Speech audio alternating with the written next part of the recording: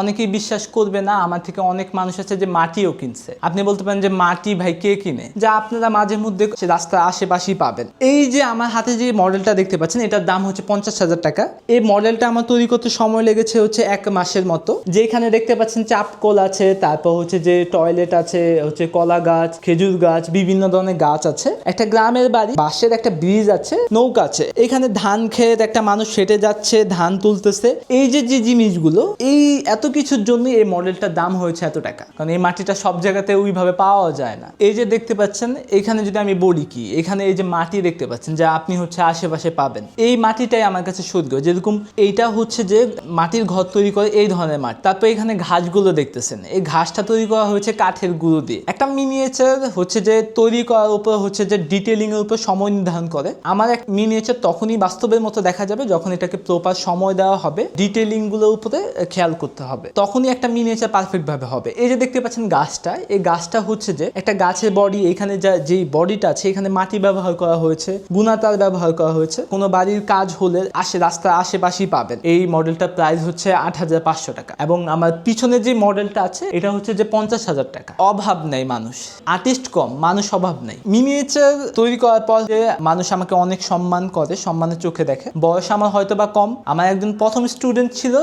79 বয়স ছিল, মানে 69 বছর। সে বাড্ডা থেকে আমার বাসা আসতো রাত 10টার সময় অফিস শেষ করে এই মিনিয়েচার শেখার জন্য। প্রথম যখন আমি মিনিয়েচার তৈরি করি, সেটা আমি বাসার মানুষকে বলছি এটা আমি 2,000 টাকা বিক্রি করব। এখন মানুষ বলে এটা কে নিবে 2,000 টাকা দিয়ে। তারপর এটাকে আমার হচ্ছে যে 100-র উপরে মেসেজ আসছে যে ভাইয়া এটা কি বিক্রি হবে, কি বিক্রি করবেন কিনা।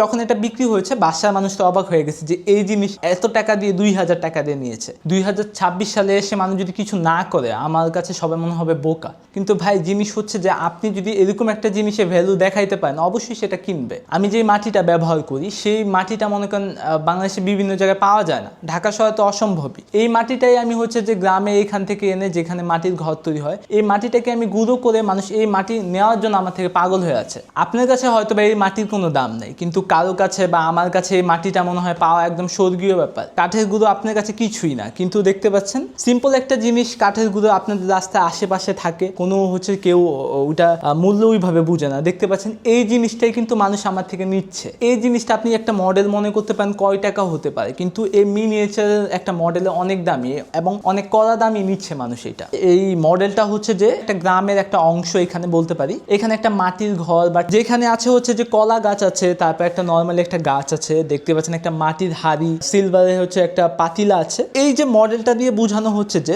একটা হ্যাপি একটা ফ্যামিলি এখানে বসবাস করতেছে। এই মডেলটা কেন মানুষ পছন্দ করে, কারণ হচ্ছে যে ঢাকা শহরে মানুষ আছে, এই জিনিসটা গ্রামেই আপনি দেখতে পাবেন, ঢাকা শহরে কিন্তু এটা দেখতে পাবেন। এই জন্যই এই মডেলটা মানুষ এত চাহিদা, এটা বা এত মানুষ পছন্দ করে।